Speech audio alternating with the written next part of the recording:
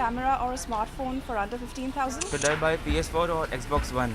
What is your opinion on smartphone cases? Is there another alternative for the iPod Shuffle? What should I look for when I buy an entry-level camera? Should I buy Xbox One or PS4? Should I buy a camera or a smartphone for 15,000 bucks? What do I look for when I buy an entry-level camera? Is there an alternative for the iPod Shuffle?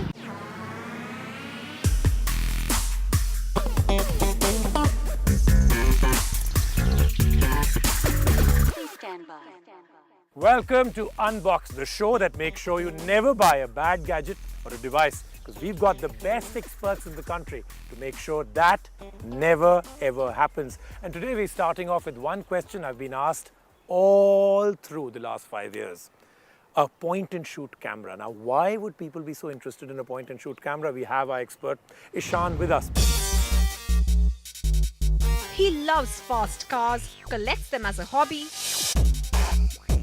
grew up learning to play the guitar and then the piano. He runs a successful business but yearned for more until he discovered this. He found his true passion in fine art photography, and cameras are a pure passion. Meet Ishan Suri, production principal, Art Photo Studio.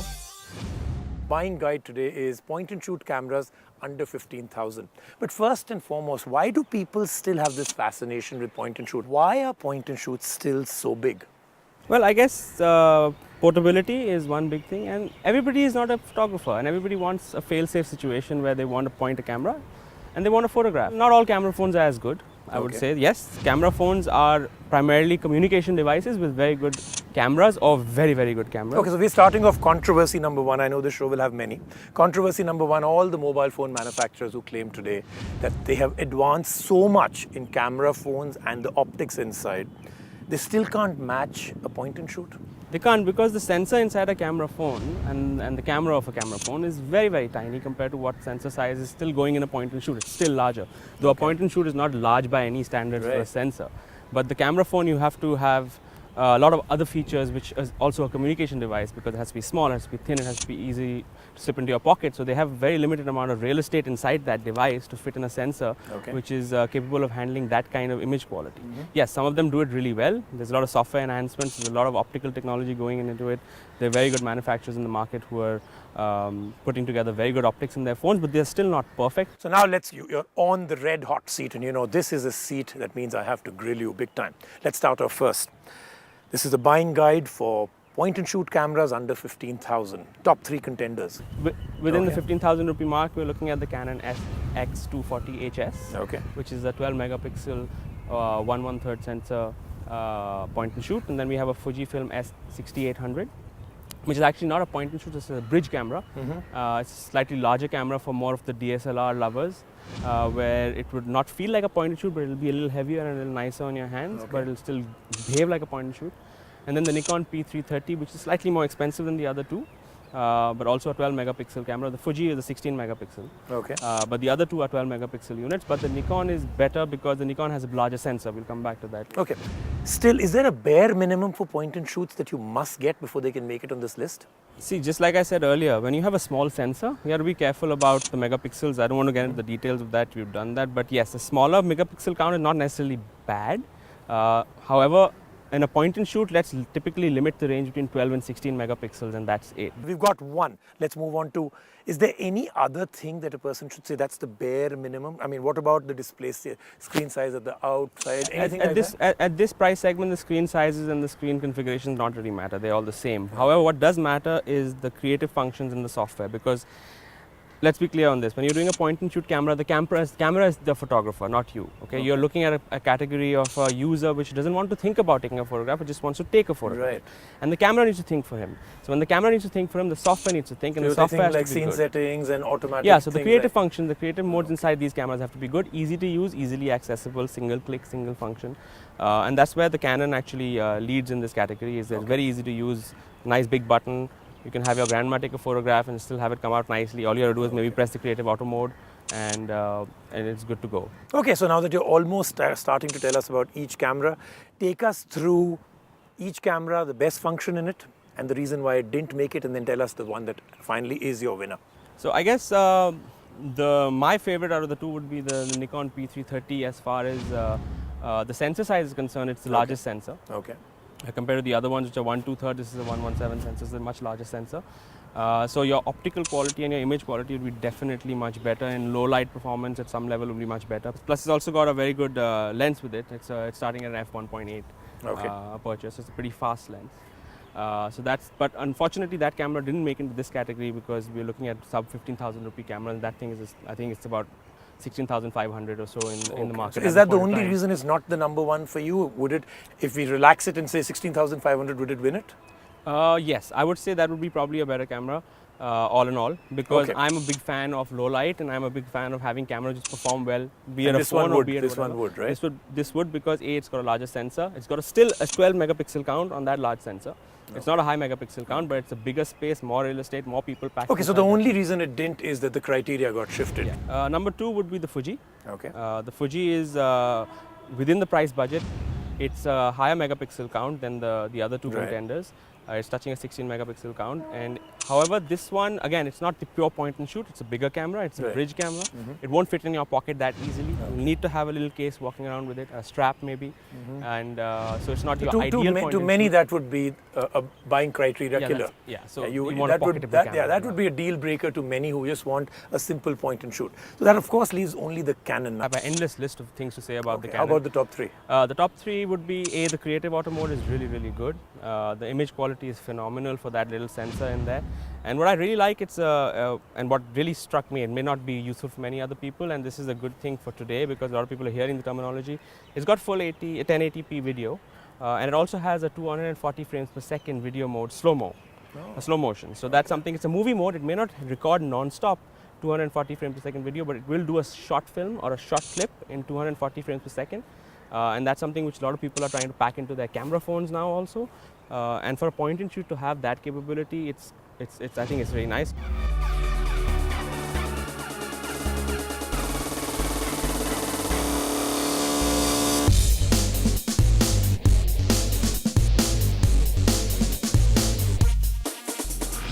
So we've got it down to a camera that's the kind of money you have, that would be the best point and shoot.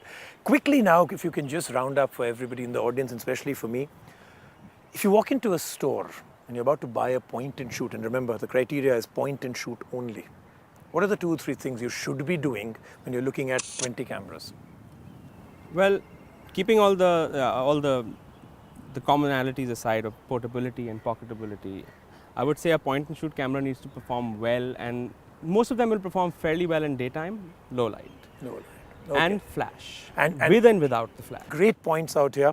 So we've got you on the red hot seat, and you've told us now about the best camera to buy, point and shoot under 15,000. But now there are more battles ahead, and joining us now are more experts. This is a gaming battle about to start. He can game with the best, spends most of his time debating his friends on the all-new gadgets and devices, and yet has a heavy-duty degree in psychology. But it's photography that courses through his heart, mind and soul. He worked as a journalist for a short time, but today is the last word in the world of optics. Meet Swapnil Mathur, Director Photography, Art Photo Studio.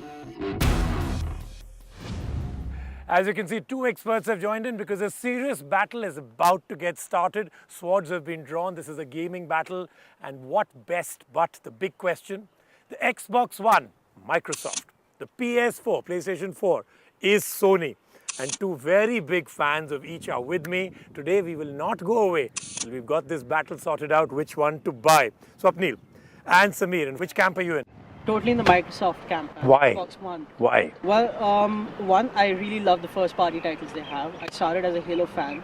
But isn't that something that is getting nullified day by day?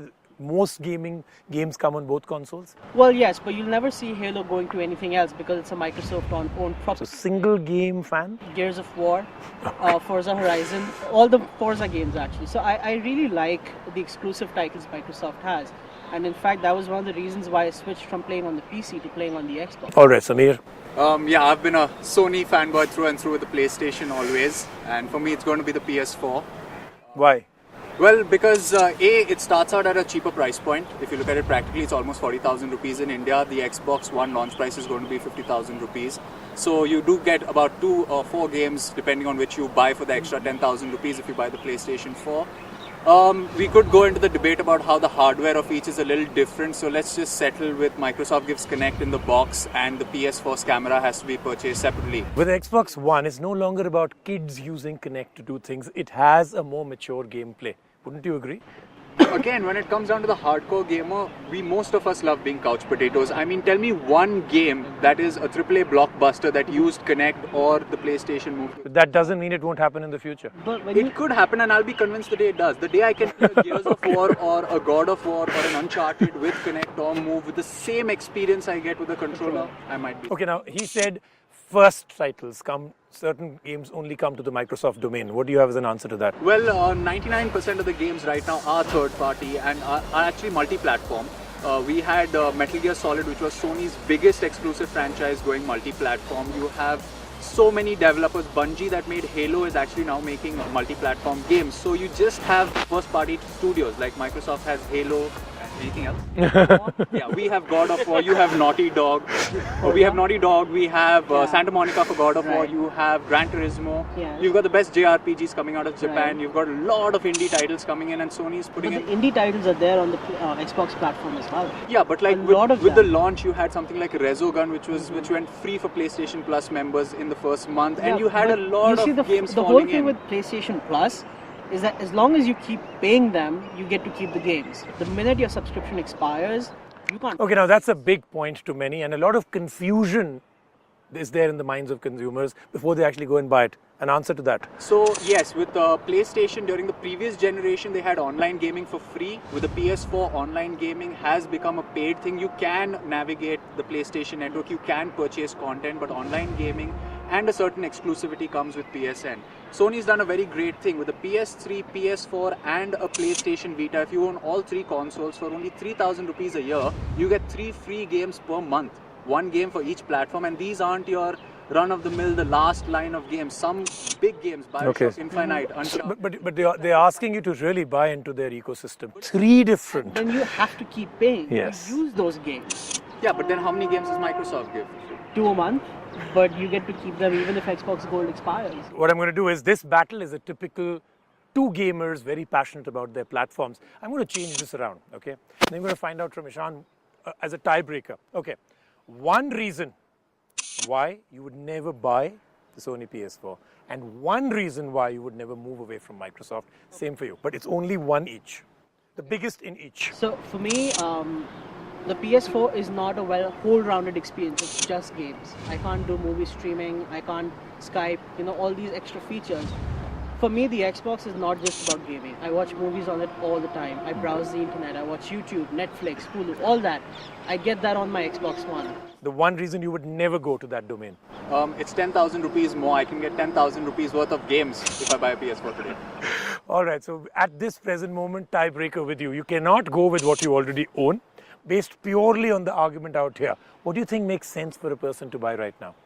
Well, what's available? In the world of gaming, it's never easy to do this, but at this present moment, these 2 consoles represent the epic battle that is going to continue. Can there really be one better than the other? We'll just wait for the Xbox to come in officially, and then we'll get maybe back to this on a one-to-one when we are back with the show. At the present moment, we'll take a break. When we come back, lots more challenges on Unboxed.